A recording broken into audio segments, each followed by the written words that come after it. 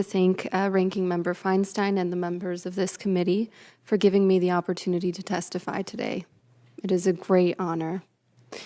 My name is Denisse Rojas Marquez. I am 28 years old, and I'm a recipient of the Deferred Action for Childhood Arrivals program, and I'm among the 800,000 individuals approved for this program.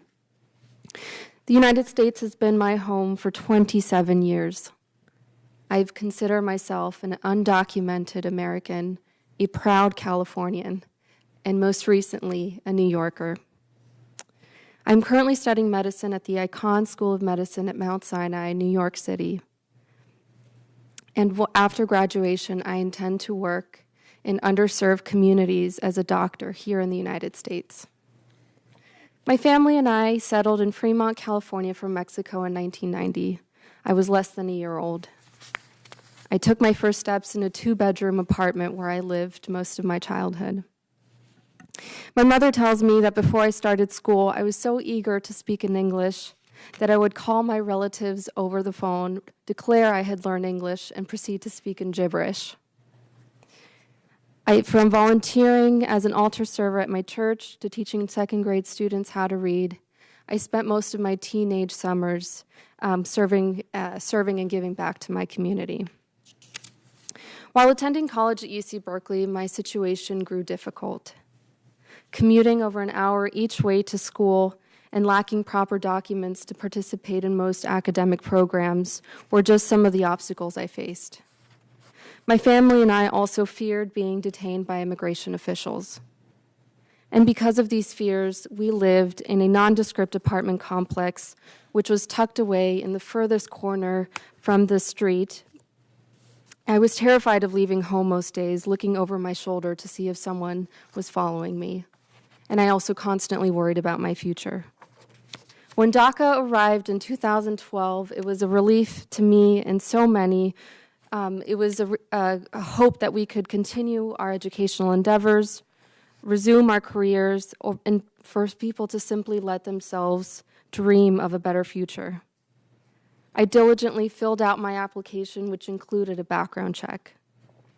It felt surreal when my DACA approval came in the mail. My sister and I held each other in tears.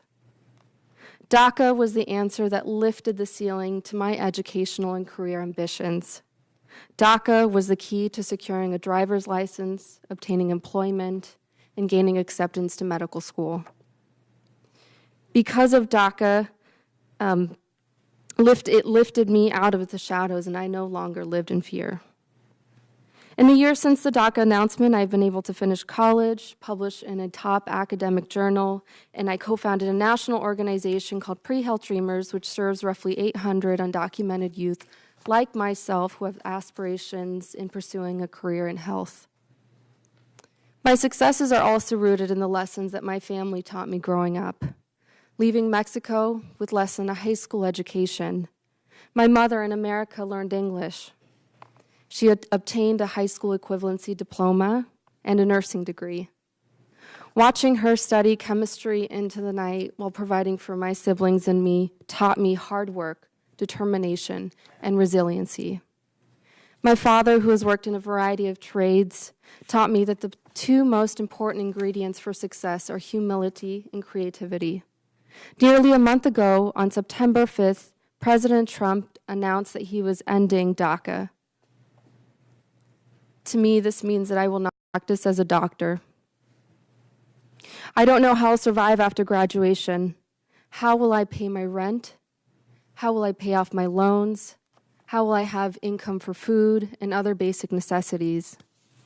In the past 5 years, 800,000 have submitted applications, undergone extensive background checks, and completed other requirements. Because of DACA, people have been able to find employment, start families, buy homes, go to school, even start small businesses. DACA has allowed us to lead almost normal lives and give back to our communities. Now the fates of 800,000 individuals rest in your hands, and we desperately need your help.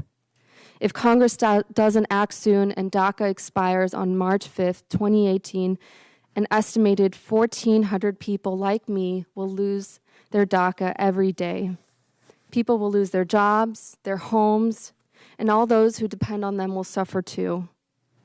I implore the President to continue the DACA program and protect DACA recipients until Congress acts to pass a permanent solution. And I am asking you to pass the DREAM Act, legislation that provides a long-term solution for all undocumented youth and young adults.